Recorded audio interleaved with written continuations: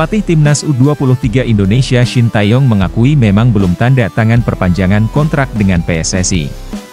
Tetapi, ia menegaskan sudah ada pembicaraan soal itu. Shin Tae-yong berhasil membawa Timnas U23 Indonesia lolos ke semifinal Piala Asia U23 2024.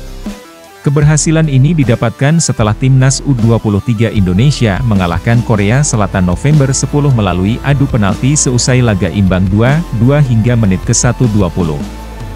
Setelah membawa Timnas U23 Indonesia kembali mencatatkan sejarah. Permasalahan kontrak Shin Tae-yong pun kembali disinggung oleh media Korea Selatan. Media Korea Selatan SBS pun menanyakan bagaimana nasib kontrak Shin Tae-yong sebagai pelatih Timnas Indonesia. Menanggapi hal ini, pelatih berusia 53 tahun tersebut menekankan bahwa tak ada masalah dengan kontraknya.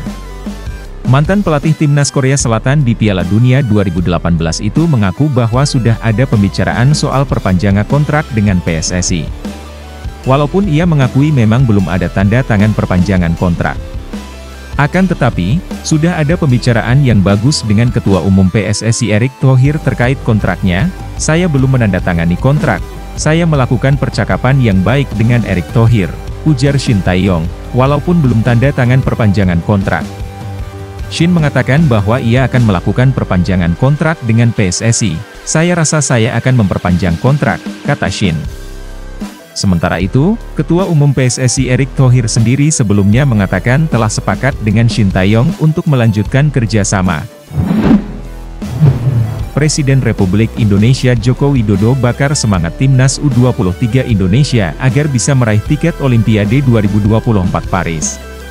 Timnas U23 Indonesia berhasil meraih kemenangan November 10 melalui adu penalti seusai menahan imbang Korea Selatan 2-2 dalam waktu 120 menit.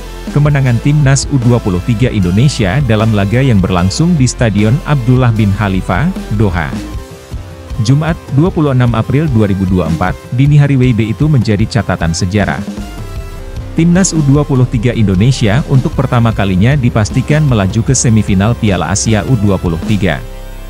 Tentu saja keberhasilan skuad Garuda Muda ini mendapat apresiasi dari Presiden Jokowi. Pasalnya, tim asuhan Shin Tae-yong sukses menembus semifinal Piala Asia U23 2024.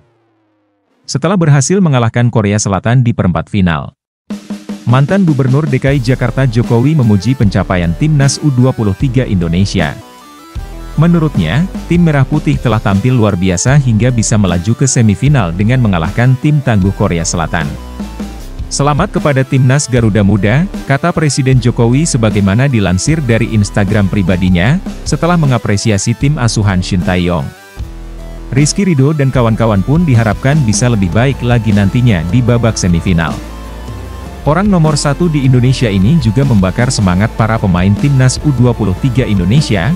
Jokowi berharap Marcelino Ferdinand dan kawan-kawan bisa memanfaatkan peluang semifinal Piala Asia U23 dengan baik. Tim Merah Putih diharapkan bisa meraih tiket ke Olimpiade 2024 Paris.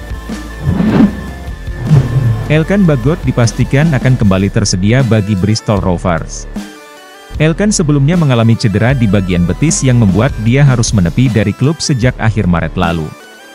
Cedera ini juga membuat dia absen dari agenda Timnas Indonesia. Termasuk pada kualifikasi Piala Dunia 2026 zona Asia lalu saat melawan Vietnam. Sang bek bahkan tidak bisa merapat ke pemusatan latihan karena harus menjalani pemulihan cedera.